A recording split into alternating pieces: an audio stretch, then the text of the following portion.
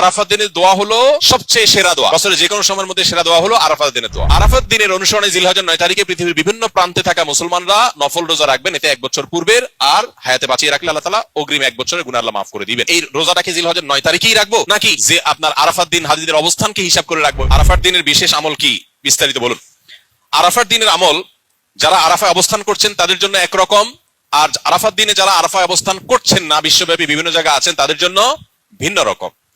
যারা আরাফা অবস্থান করছেন, এই হাদিসের এই অংশটা যদিও আম, এখান থেকে আরাফাত দিনের দোয়াকে নবীজি বলেছেন আরাফাত দিনের দোয়া হলো সবচেয়ে সেরা দোয়া, বছরের যে কোনো সময়ের মধ্যে সেরা দোয়া হলো আরাফাত দিনের দোয়া।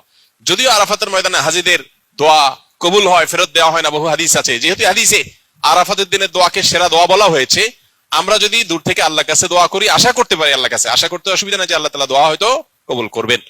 দ্বিতীয়ত নবী আলাইহিস সালাম বলেছেন খায়রুমা ওয়া খায়রুমা আনা কুলতু আনা ওয়ান নাবিয়্যুনা মিন ক্বাবলি লা ইলাহা ইল্লাল্লাহু ওয়াহদাহু লা শারীকা লাহু লাহুল মুলকু ওয়া লাহুল হামদু ওয়া হুয়া আলা কুল্লি শাইইন কাদির। আরাফাত দিনে নবী আলাইহিস সালাম বলেছেন আমি এবং আমার পূর্বের নবী রাসূলরা যত দোয়া আল্লাহর কাছে করেছেন এর মধ্যে সবচেয়ে সেরা হলো এটা, লা ইলাহা ইল্লাল্লাহু ওয়াহদাহু লা শারীকা লাহু লাহুল মুলকু ওয়া লাহুল হামদু ওয়া হুয়া আলা কুল্লি শাইইন কাদির। এটা আমরা বিশেষ করে পাঠ করব।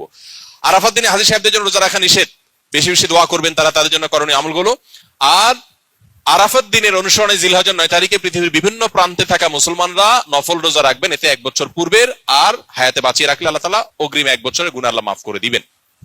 এজন্য আরাফাত দিনে নফল রোজা রাখবো ইনশাআল্লাহ। এই দোয়াটা কি এই রোজাটাকে জিলহজের 9 তারিখেই রাখবো নাকি যে আপনার আরাফাত দিন হাজিদের অবস্থানকে হিসাব করে রাখবো? এটা নিয়ে দুই রকমের মত আজকাল শোনা যায়। তবে আরাফাত দিনে হাজির অবস্থান করছেন হুবহু ওইটার সাথে মিল রেখে গোটা বিশ্বে আসলে ওই দিনে একই সময় রোজা রাখা এটা সব ক্ষেত্রে সম্ভব না, ভৌগোলিক ভাবে এটা সম্ভব না। এই জন্য জিলহজের 9 তারিখটা যদি কেউ রোজা রাখেন ইনশাআল্লাহ বিদিল্লাহ তিনি এই ফজিলত এবং এই তাৎপর্যের মাহাত্ম্য পেয়ে যাবেন, এবং এই মতটা অধিকতর সব দিক থেকে সমৃদ্ধ এবং যুক্তি সমৃদ্ধ। এই জন্য আমরা আরাফাত দিনে যারা আরাফাতের ময়দানে অবস্থান করছি না তারা রোজা রাখবো ইনশাআল্লাহ বেশি বেশি করে। আর জিলহজের 1 থেকে 9 তারিখ পর্যন্ত সবগুলো দিনই রোজা রাখতে পারলে আরো ভালো, তাহলে সেক্ষেত্রে ইখতিলাফ এবং মত পার্থক্যের আপনি এমনি উঠে গেলেন। সবগুলো দিনই আসলে রোজা রাখার চেষ্টা করা দরকার যদি তৌফিক হয়।